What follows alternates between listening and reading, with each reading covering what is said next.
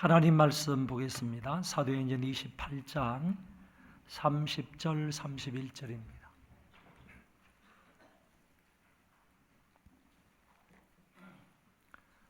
사도행전 28장 30절 31절입니다. 바울이 온 이태를 자기 셋집에 머물면서 자기에게 오는 사람을 다 영접하고 하나님의 나라를 전파하며 주 예수 그리스도에 관한 모든 것을 담대하게 거침없이 가르치더라. 아멘. 2024년 새해가 밝았습니다. 많은 사람들이 오늘을 살기 원했지만 이날을 맞이하지 못한 분들도 많이 있습니다. 그러나 우리에게 2024년 새해를 하나님이 허락하여 주셨으므로 그 하나님께 감사를 드립니다. 새해 들어 첫 주일 하나님께 나와서 예배를 드리는 여러분들에게 하나님의 은혜와 사랑과 복이 넘치시기를 바랍니다. 1974년 스위스 로잔에서 세계 복음화를 위하여 첫 번째 세계적인 선교 대회가 열렸습니다. 주관자는 미국의 유명한 빌리 그레함 목사님이고 그리고 영국의 존 스타트 목사님이셨습니다. 여기에 150개국의 2,700여 명의 기독교 지도자들이 한 곳에 모여서 선교 대회를 가졌던 것입니다. 이것을 우리는 제1차 로잔 대회라고 부릅니다. 제2차는 1989년 필리핀 마닐라에서 있었고 제3차는 2010년 남아공의 케이프타운에서 있었습니다. 이제 제4차 로잔 대회가 올 9월에 대한민국 인천 송도에서 열리게 됩니다. 222개국의 5천여 명의 기독교 지도자들이 송도에 함께 모여 선교 대회를 가지게 되는 것입니다. 저도 교단의 대표로 추천을 받아서 여기에 참여하게 될 것입니다. 일주일 내내 한 5천여 명의 세계적인 기독교 지도자들이 모여서 예배를 드리고 세미나를 하고 토론을 해서 좋은 서울 선언문을 만들게 되면 그것이 전 세계에 퍼져나가게 되어서 교회의 선교에 좋은 영향력을 미치리라 생각을 합니다. 제4차 로잔 대회를 준비하는 모임에서 대한민국의 모든 강단에서 올 한 해 동안 사도행전의 말씀을 강론하자라고 제의가 되었습니다. 그래서 우리 교회에서도 발빠르게 움직여서 작년에 제가 9월 달에 사도행전 강해집을 출간하였고 이것을 근거로 해서 매주일 사도행전을 강해하려고 계획을 잡고 있습니다. 그리고 올해의 표를 사도행전의 역사를 이어가자라고 잡은 것입니다. 이 표의 의미는 사도행전의 말씀을 열심히 읽고 듣고 공부하고 가르침을 받아서 이제 우리가 사도행전 29장을 써내려가자라는 의미가 있습니다. 사도행전은 28장으로 끝나지만 그들의 삶을 우리가 이어서 말과 행동으로 그 역사를 이어가자는 뜻입니다. 사도들에 의해서 전파되었던 그 복음이 우리에게까지 전달이 되었는데 여기에서 끝나지 말고 여기에서 멈추지 말고 다음 세대로 이어가자는 뜻이 있습니다. 초대교회 성도들의 삶을 잘 배워서 우리도 그렇게 살고 더 나아가서 어떻게 신앙생활을 해야 하는지를 다른 사람들에게 잘 보여주므로 다음 세대가 우리를 본받게 하자는 말입니다. 그래서 우선적으로 우리가 사도행전의 말씀을 통하여 삼위일체의 하나님을 잘 알아야 할 것이고, 교회에 대하여서도 잘 알고 성도들의 삶을 또한 잘 알아야 할 것이고, 교회에 여러 가지 문제가 있는데 그런 문제들을 어떻게 해결하는지 그 방법, 이런 것에 대하여 잘 알아야 할 것입니다. 이런 것들을 잘 알아야 우리도 그 사람들처럼 바르게 실천할 수 있다는 말입니다.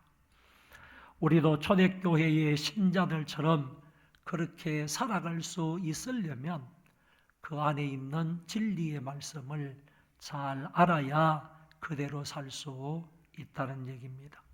이런 것을 가리켜 사도행전의 역사를 이어간다라고 말할 수 있습니다. 그리고 이 표에 맞추어서 실천 목표를 4가지 잡았습니다. 그 첫 번째는 모이기를 힘쓰자입니다. 사도행전에서는 성도들이 모이기를 힘썼다는 사실을 사도행전 1장에서부터 보여주고 있습니다. 사도들과 함께 성도들이 모여 있을 때 주님이 그들에게 나타나셔서 예루살렘을 떠나지 말고 아버지의 약속하신 것을 기다리라고 말씀해 주셨습니다. 예수님이 성천하시고 난 이후에는 120여 명의 성도들이 마가의 다락방에 모여서 오로지 기도에 전념을 하고 있었을 때 그들 위에 성령 충만이 임하셨습니다. 모여서 한마음 한뜻으로 간구하는 그 무리들 위에 성령님이 불같이 임재하신 것입니다. 그들이 다 같이 한 곳에 모였을 때 이와 같은 놀라운 역사가 일어났습니다. 사도 베드로에 의해서 복음을 듣고 회개하여 세례를 받은 사람이 무려 하루에 3,000명이나 되었습니다. 그 이후에 이 3,000명의 성도들은 날마다 마음을 같이하여 모이기를 힘썼다고 성경은 말씀하고 있습니다. 그들은 대그룹 모임으로서 모여서 기도하고 하나님 앞에 찬송하며 하나님의 말씀을 들음으로 하나님께 예배를 드렸습니다. 그런 반면에 소그룹으로 집집마다 모임도 활성화가 되었습니다. 오늘날로 말하면 주일날 예배당에 모여서 대그룹의 예배를 드리고 난 이후에 그들이 흩어져서 각 집으로 돌아가 구역 예배로 모이고 기타 소그룹으로 시간마다 모였음을 의미하는 말입니다. 소그룹으로는 집집마다 모였는데 이들이 집집마다 모여서 떡을 떼며 기쁨과 순전한 마음으로 음식을 나누어 먹으며 주 안에서 함께 교제를 나누었습니다. 그랬을 때 많은 사람들로부터 그들이 칭찬을 받게 됩니다. 그러므로 구원받는 사람들이 날마다 늘어나고 더하여졌다고 했습니다. 주 단위로 교인이 증가된 것이 아니고 일주일마다 믿는 사람들이 많아진 것이 아니라 날마다 믿는 사람들이 그들의 모임에 더하여졌다고 말씀하고 있습니다. 지금까지의 말씀이 사도행전 1장 2장에서의 모임과 그 모임의 내용과 결과에 대한 말씀입니다. 이것만 보더라도 초대교회는 정말 모이는데 힘을 썼다라고 알 수 있습니다. 그리고 모일 때마다 이들은 기도하고 모일 때마다 찬송하고 모일 때마다 말씀의 가르침을 받고 모일 때마다 음식을 나누며 교제를 했던 것입니다. 그러니까 참 경건한 모임이었고 그 내용도 충실한 모임이었다라고 말할 수 있습니다. 그 결과는 어떻게 했습니까? 다른 사람의 칭송을 받을 정도였고, 이런 모임을 통하여 많은 사람이 주께로 돌아왔다는 사실입니다. 나중에는 박해자들이 한 곳에 모여서 교회에 대한 핍박 계획을 세웠습니다. 이제 교회는 그때 또다시 모여서 하나님 앞에 집단적으로 기도를 하기 시작합니다. 이것은 핍박에 대한 교회의 집단적 방어 행동인데, 그것은 바로 기도 모임이었습니다. 성도들이 애매하게 고난을 당할 때 성도들이 할 수 있는 집단적인 행동은 하나님 앞에 엎드려 무릎 꿇어 간절히 함께 기도하는 것입니다. 이렇게 모여서 기도하였을 때 하나님이 땅을 진동시키면서 그 장소에 임재하셔서 그들에게 성령 충만을 주셨고, 그리고 그들은 나아가서 담대히 복음을 전하게 되었습니다. 박해의 문제가 일시적으로 해결이 되었지만, 그것보다도 더 중요한 것은 기도하던 무리들 위해 성령이 재충만하게 임함으로 인하여서 그들로 하여금 박해 중에도 담대하게 복음을 전할 수 있게 되었다는 것입니다. 두 번째, 성령으로 충만하게 되었던 성도들은 이제 그들이 함께 모여서 신앙 공동체 생활을 하게 됩니다. 그리고 자기의 물건을 자기의 것이라고 주장하지 아니하고 자기의 물건을 내놓고 공용으로 함께 쓰기 시작을 했습니다. 그 가운데서 경제적으로 어려운 사람을 위하여 바나바라는 사람은 자기의 밭을 팔아서 이들을 위해서 써달라고 사도들의 발 앞에 그 헌금을 갖다 두기도 했습니다. 함께 모여서 기독교 공동체 생활을 하는 모습까지 성경 사도행전 1장, 2장, 3장, 4장에서 계속 보여주고 있는 것입니다. 여러분, 함께 모여 공동체 생활은 아니라 할지라도 초대교회처럼 우리도 모이기를 힘쓰는 한 해가 되었으면 좋겠습니다. 예배 모임에 힘을 쓰시고요, 기도 모임에도 힘을 쓰고 교육 모임에도 힘쓰시기를 바랍니다. 말세가 되면 특징 중에 하나가 모이기를 피하는 일들이 많아진다고 합니다. 그래서 히브리서 기자는 이렇게 말합니다. 모이기를 피하는 어떤 사람들의 습관과 같이 하지 말고 오직 권하여 그날이 가까움을 볼수록 더욱 그리하자. 예배 모임이 잘 안 된다는 겁니다. 기도 모임도 안 되고 교육 모임도 안 되고 회의 모임도 잘 안 되는 때가 주님의 재림이 가까이 올 때라고 했습니다. 다시 말하면 종말의 때가 되면 사람들이 모이기를 싫어한다는 것이지요. 그리고 모이기를 싫어하는 습관들을 가진 사람들을 따른다는 거예요. 안 모이고자 하는 사람의 동조를 해가지고 더 안 모이게 되는 시대가 바로 종말의 때라고 이야기하고 있는 것입니다. 그러니까 지금 예배 모임이 잘 안 되는 것을 보고, 기도 모임이 잘 안 되는 것을 보고, 교육 모임이 잘 안 되고, 회의 모임이 잘 안 되는 것을 보고, 봉사 모임이 잘 안 되는 것을 볼 때에 종말이구나, 말세가 가까이 왔구나, 이런 생각을 해도 틀림이 없을 것입니다. 그러나 성경은 분명히 말씀하시기를 그런 사람의 길을 따라가지 말라고 하셨습니다. 그들의 습관을 따르지 말라고 분명하게 말씀을 했습니다. 재림이 가까운 줄 안다면 저와 여러분들은 더욱더 모이기를 힘써야 할 줄로 압니다. 올해는 모든 모임에 적극적으로 열정적으로 참여하여 모임을 통하여서 은혜를 받을 수 있기를 바랍니다. 깨달음도 얻기를 바라고요, 용기와 힘도 얻기를 바랍니다. 나도 격려를 주고 나도 위로를 하고 다른 사람들로부터 나도 격려를 받고 위로도 받을 수 있기를 바랍니다. 그리고 무엇보다 기도 모임에 자주 참여함으로 기도 응답을 경험할 수 있는 여러분들이 되시기 바랍니다. 두 번째는 성령의 능력으로 복음을 전파하자입니다. 제가 두 번째 실천 목표로 잡은 것은 사도행전 처음부터 끝까지 지속적으로 강조되어 나타나는 말씀이고 성도들의 행동인데, 그것은 바로 성령의 능력으로 복음을 전파하는 일입니다.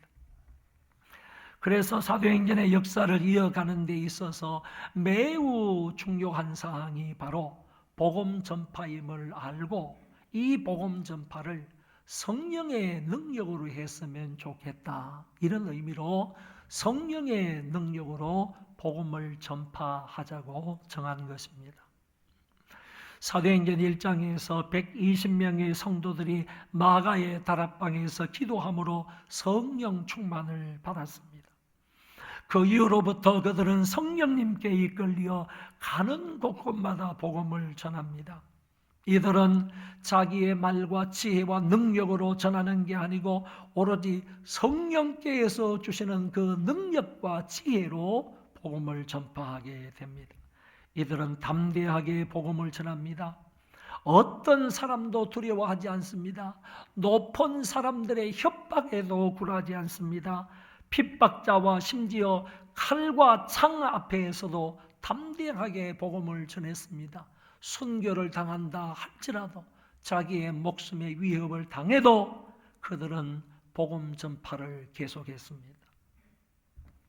성령께서 빌립 집사님을 통하여 사마리아 전역에 복음이 전파되게 하였고, 베드로를 통하여 유대 일대와 바울을 통하여 세계 만방에 복음이 전파되게 하였습니다. 나중에는 아시아를 넘고 마게도냐를 넘고 아가야를 넘고 그리고 로마와 스페인까지 주의 복음이 편만하게 전파되는 것을 볼 수 있습니다. 한 세기 만에 유대 땅에서 시작된 그 복음은 전 세계까지 복음이 편만하게 전파된 것입니다. 사도행전 28장은 바울에 의해서 복음이 로마까지 전파된 것을 기록해 주고 있습니다. 오늘 본문의 말씀을 한번 보시기 바랍니다. 다 같이 한번 더 읽어볼까요? 시작.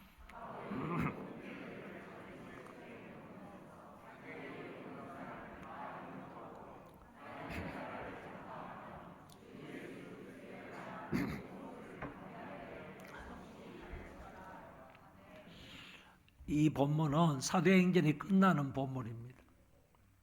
그리고 사도 바울이 제1차 로마 감옥에 투옥되어 있는 상황을 그려주고 있습니다. 바울이 온 이태를 온전히 2년 동안요 자기 셋집에 머물면서, 이 셋집이 바울의 로마 감옥 생활이에요. 우리가 생각하는 것처럼 바울이 로마 감옥에서 정말 막 지저분하고 좋지 않은 환경이고, 그 다음에 철장이 있고, 그래서 다른 사람들로부터 전적으로 압박을 당하고, 이런 곳을 바울이 1차 감옥이라고 생각을 하는데, 그게 아니고 바울의 셋집이 바울 셋집. 자기가 세를 얻어서 사는 거예요. 그러다 할지라도 자유가 조금 제한이 되어 있는 거예요. 로마 군인들로부터 억어가 되어 있어요. 압박을 좀 받아요. 밖으로 그냥 혼자 나갈 수가 없어요. 이런 상황 속에 사도 바울이 2년 동안 1차 투옥이 되어 있었던 것입니다. 그때 보세요. 자기에게 오는 사람을 다 영접했다 그랬습니다. 자기 집을 찾아오는 사람들을 바울은 집 셋집 문을 열어줘가지고 오는 사람을 다 영접했어요. 그런 사람들에게 하나님 나라를 전파하며 주 예수 그리스도에 관한 모든 것을 담대하게 거침없이 가르치더라 그랬습니다. 그러니까 바울은 감옥에 있으면서도요, 이런 셋집에 조금 자유를 억압받으면서 살면서도, 여러 가지 부족한 점도 많은 이런 환경 속에서 살면서도요, 오로지 바울은 끝까지 무엇을 했느냐 하면은 찾아오는 사람들에게 복음을 전파했다. 바울이 로마에서 감옥 안에서 복음을 전파하는 이 사실을 기술하고 사도행전은 끝이 나는 거예요.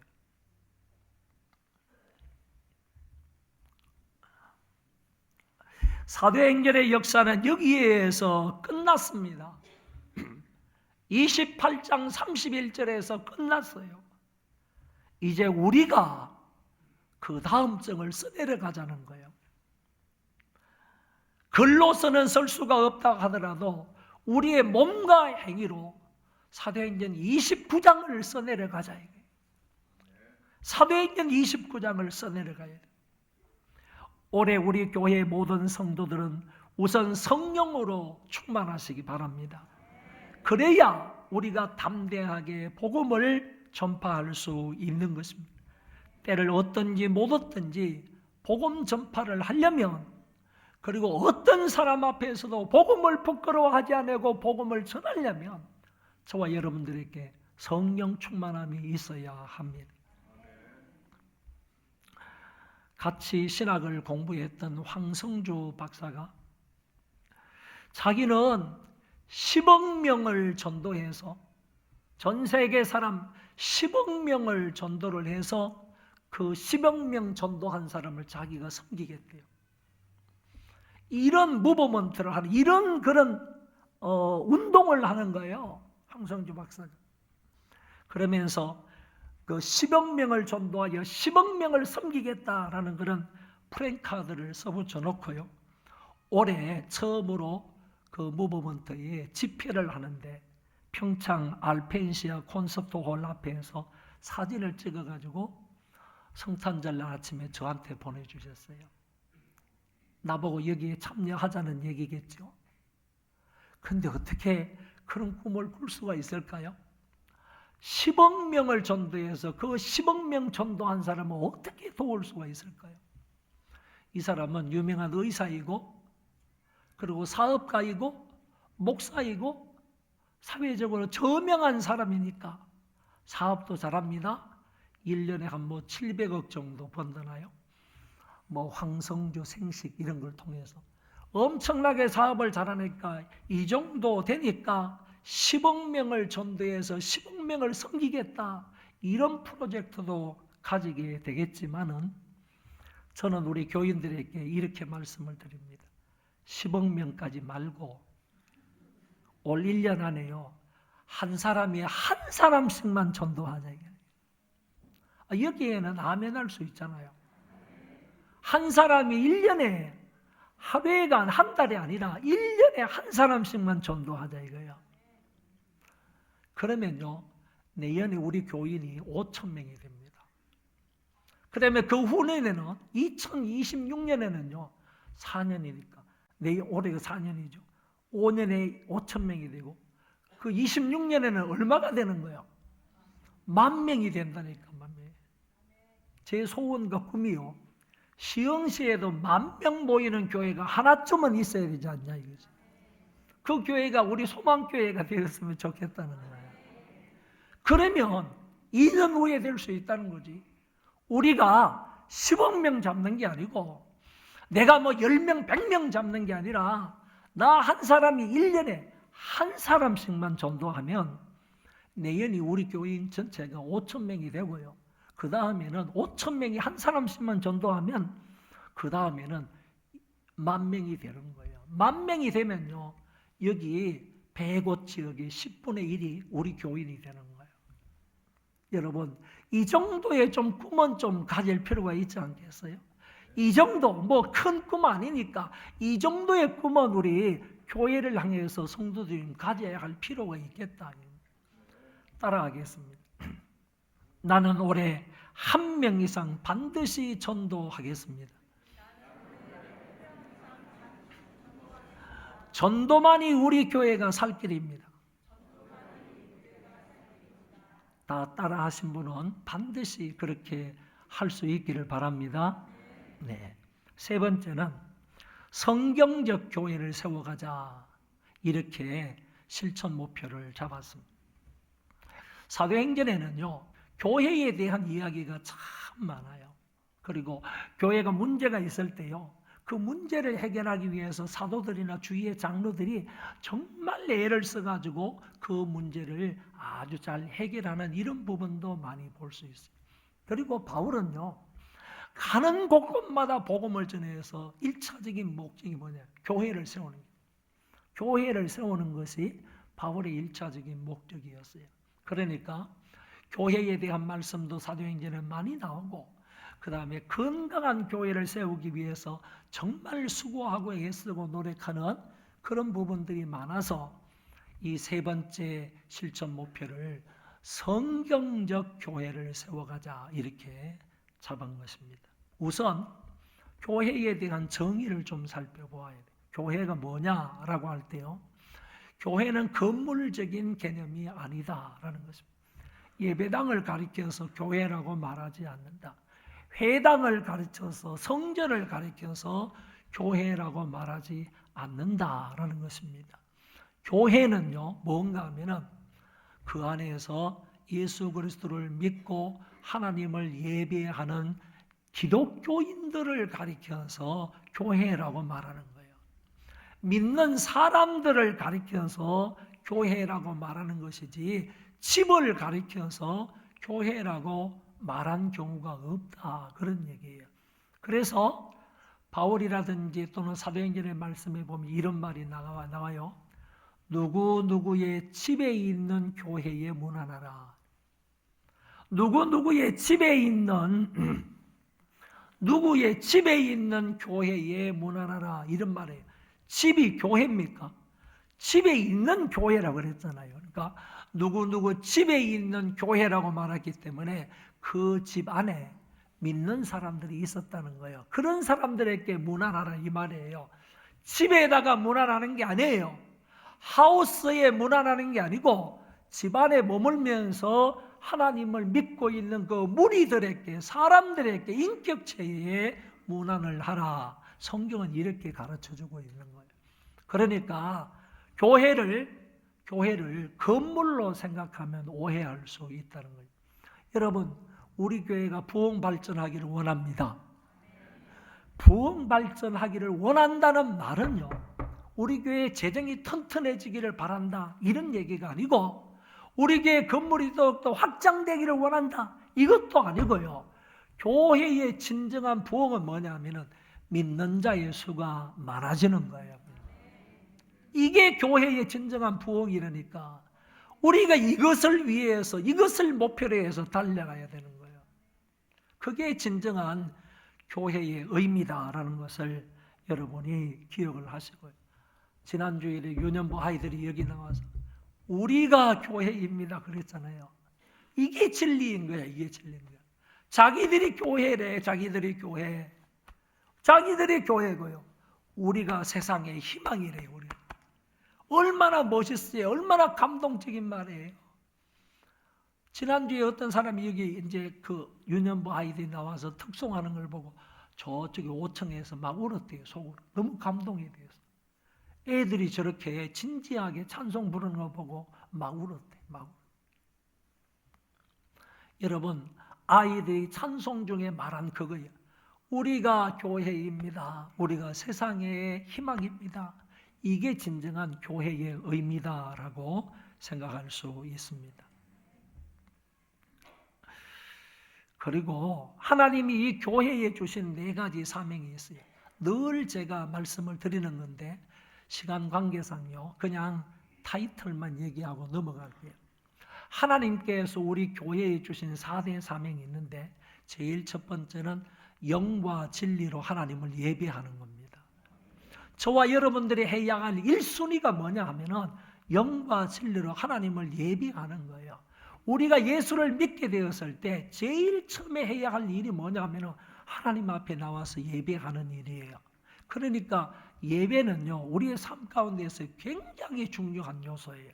예배를 드리는데 반드시 기억해야 될 것은 영과 진리로 예배해야 된다 이 말.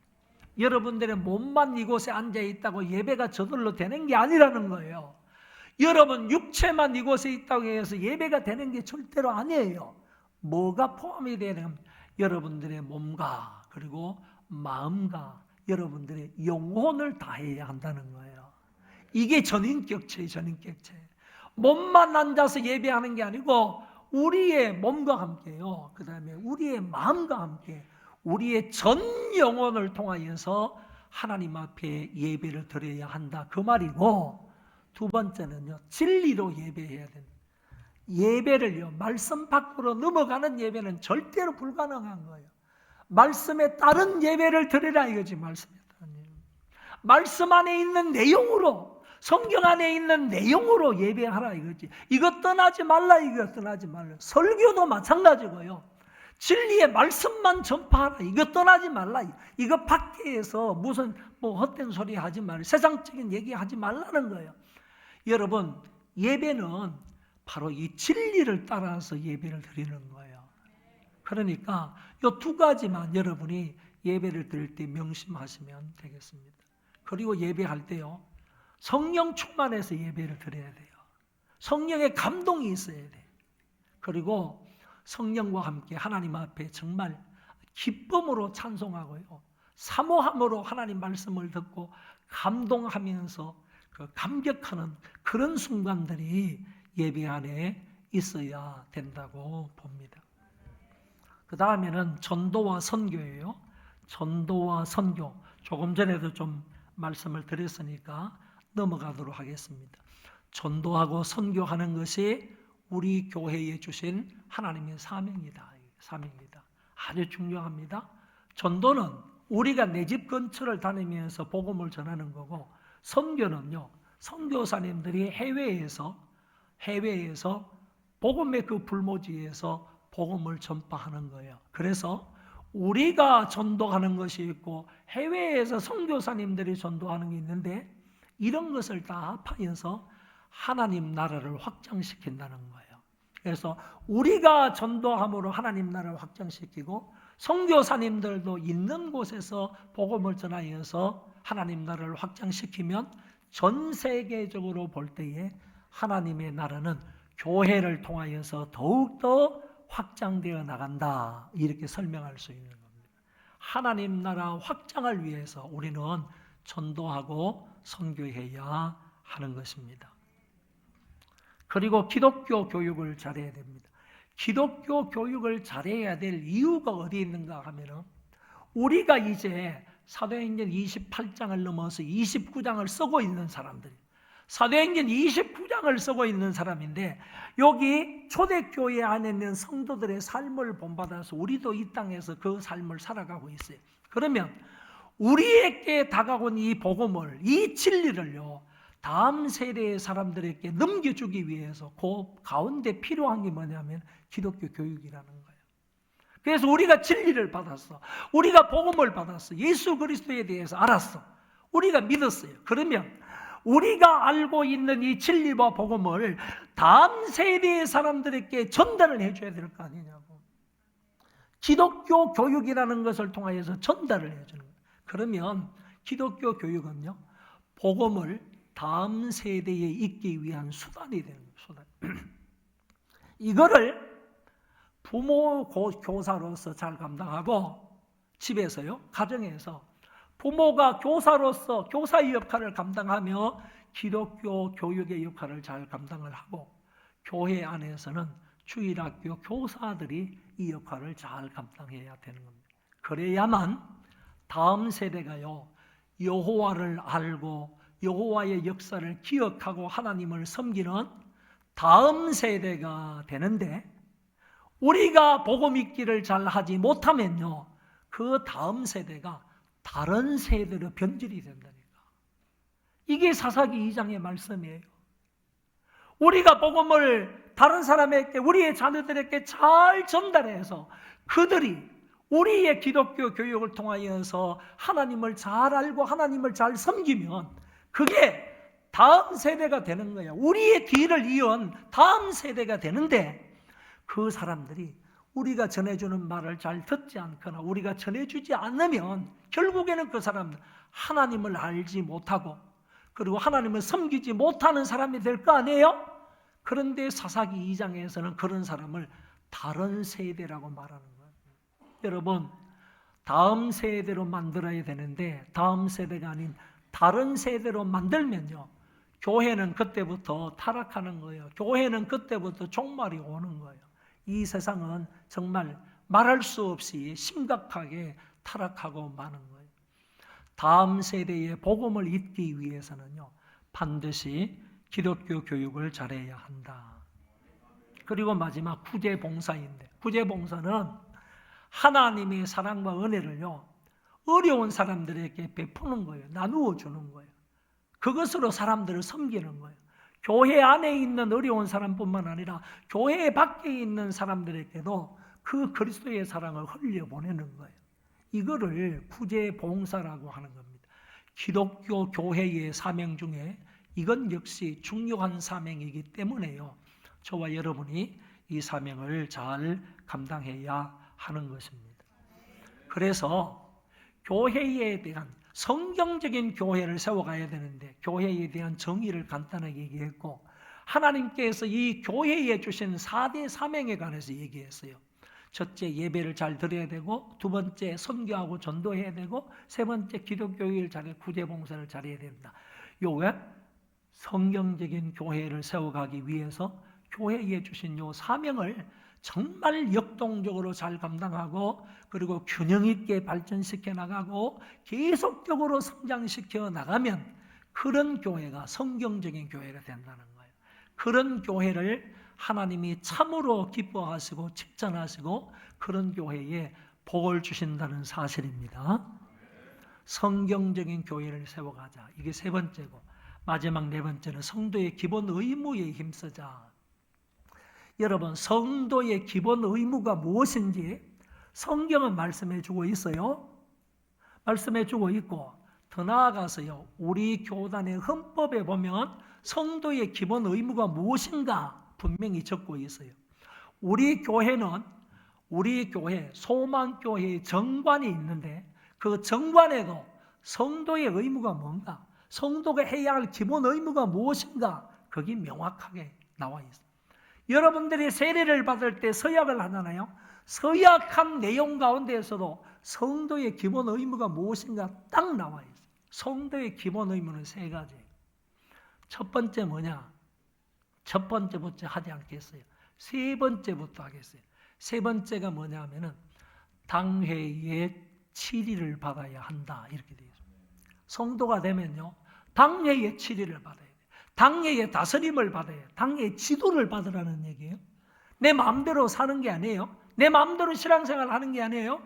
교회에 딱 들어오게 되면요, 당회의 신앙 지도를 받아야 돼요. 목사와 장로님들이 신앙 지도를 받도록 되어 있는 것이, 이게 성도의 기본 의무예요. 이 세 번째 나오는 의무. 두 번째 나오는 얘기도 조금 이따 할 거예요. 이제 첫 번째 나오는 얘기를 하면, 첫 번째는 뭐냐면 주의를 잘 성수해라, 이 얘기예요. 주의를 잘 지켜라, 이 얘기가 성도의 기본 의무로 나오고 있어요. 여러분 잘 보세요.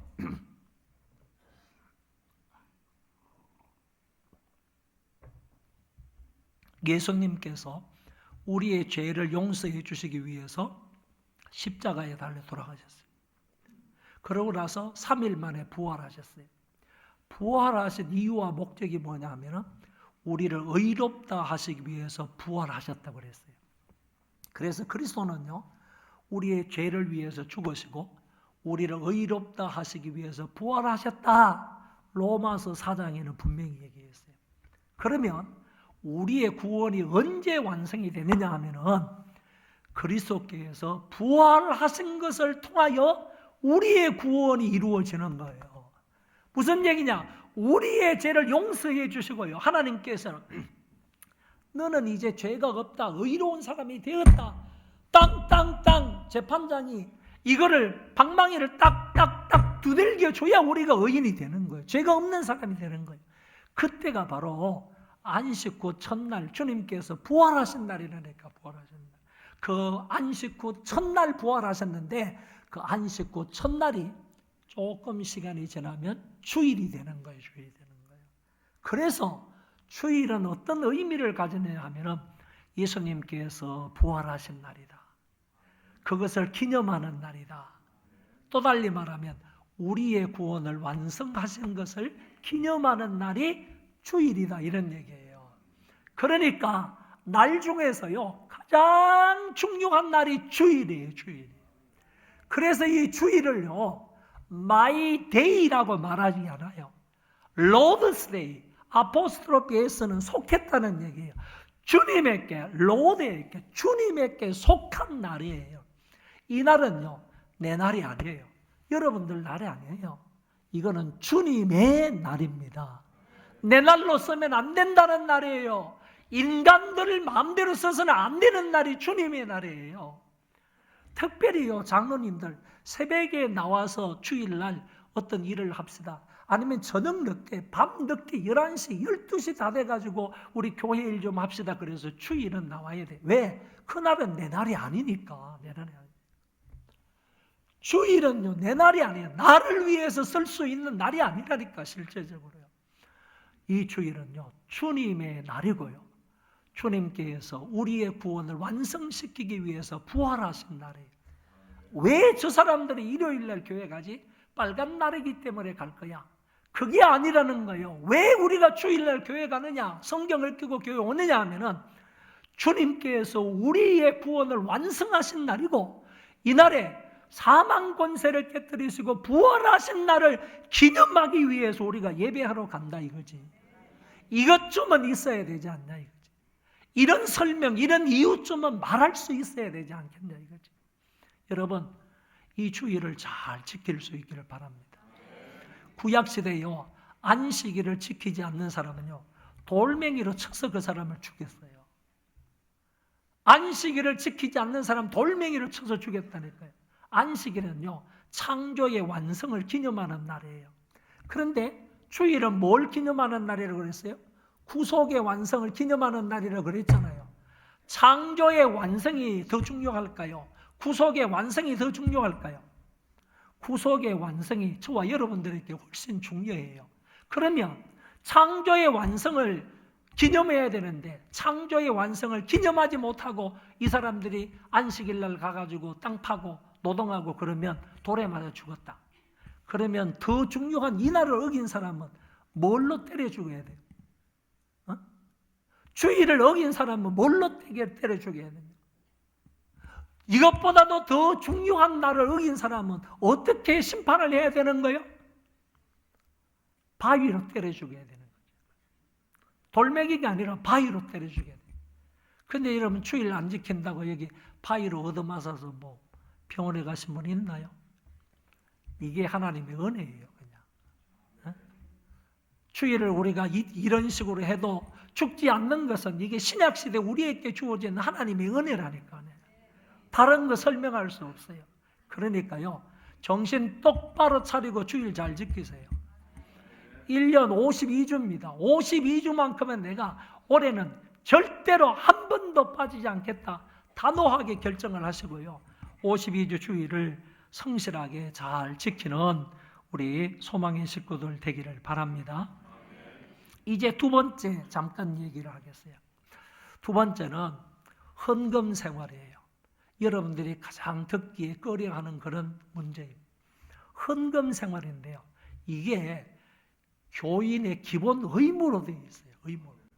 교인의 기본 의무는 헌금 생활을 해야 된다 이렇게 되어 있어요. 그런데 그 헌금 생활의 기본이 11조예요. 11조. 헌금 생활의 기본이 11조라면 기본이 11조.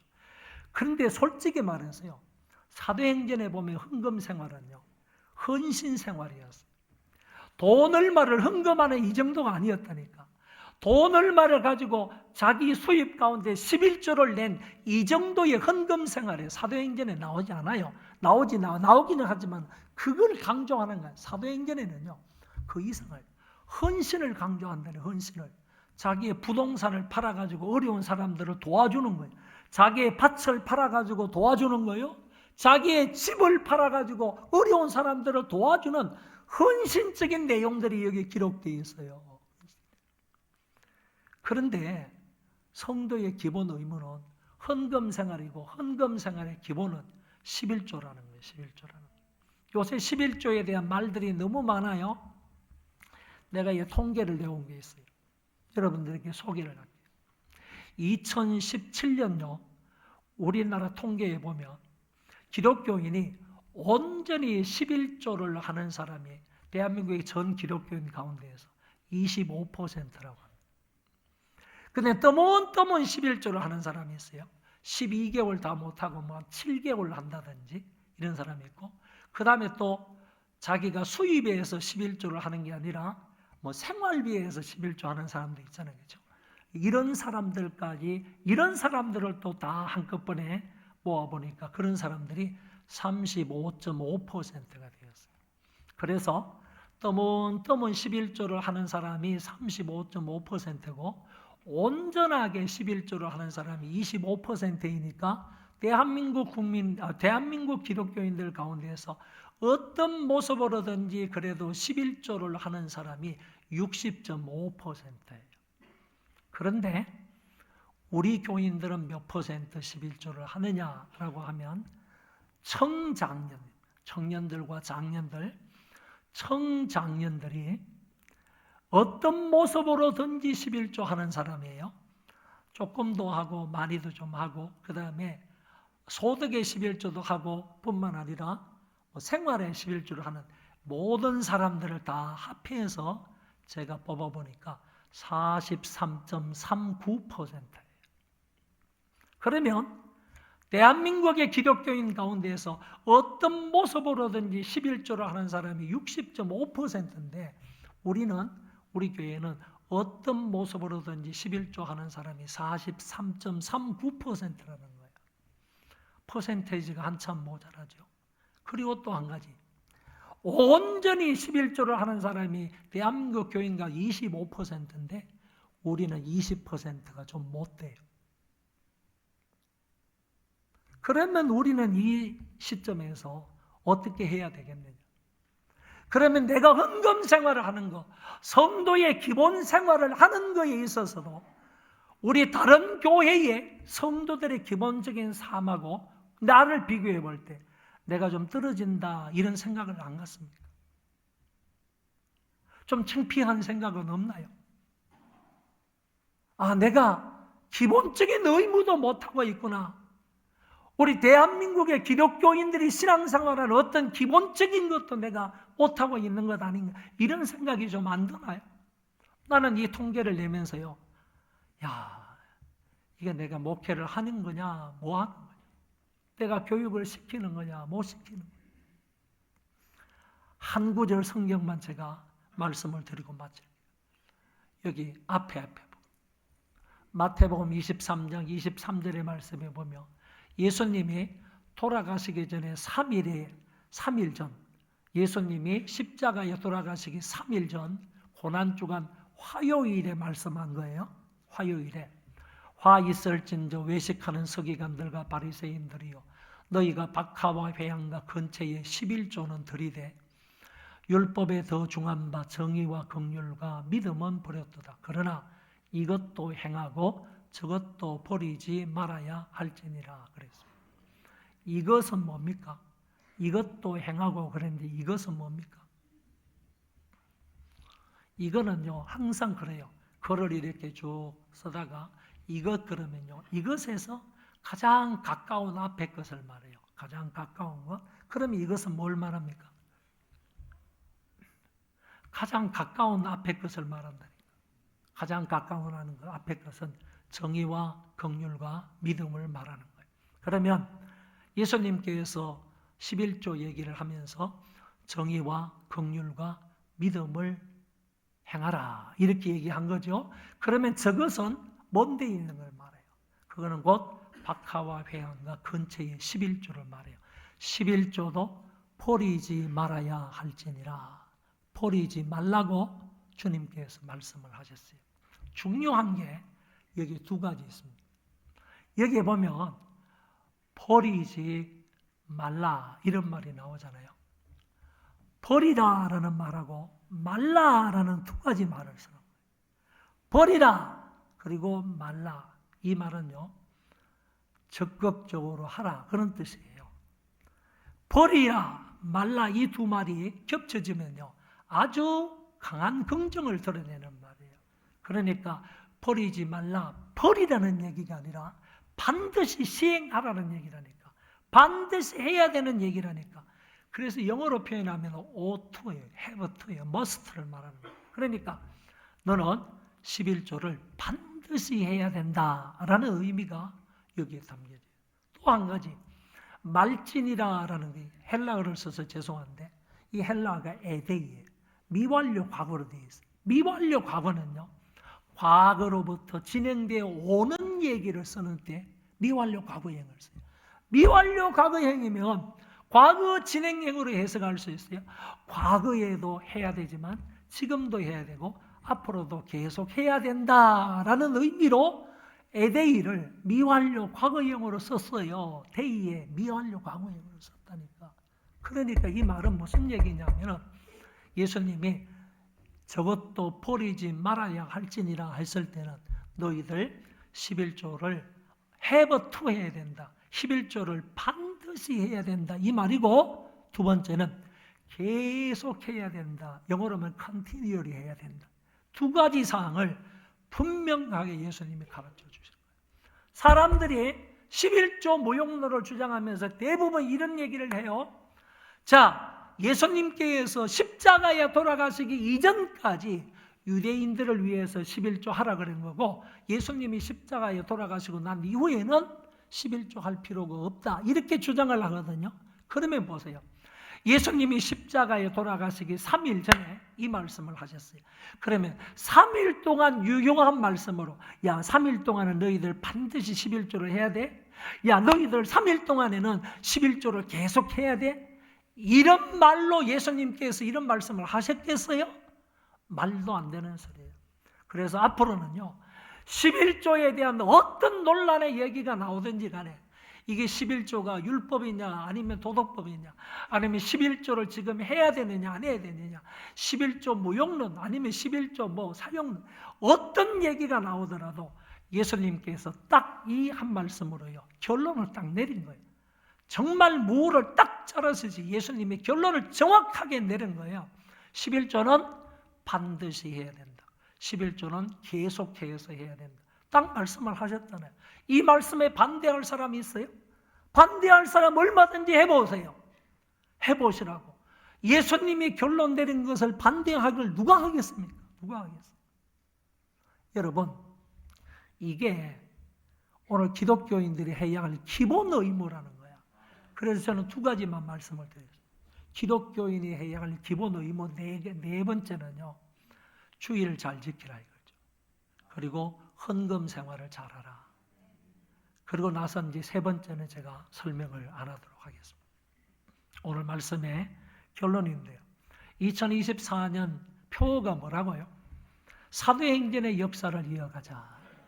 삶의 실천 목표가 뭐라고요? 첫째, 모이기를 힘쓰자. 둘째, 성령의 능력으로 복음을 전하자. 셋째, 성경적 교회를 세워가자. 넷째, 성도들의 기본 의무에 충실하자.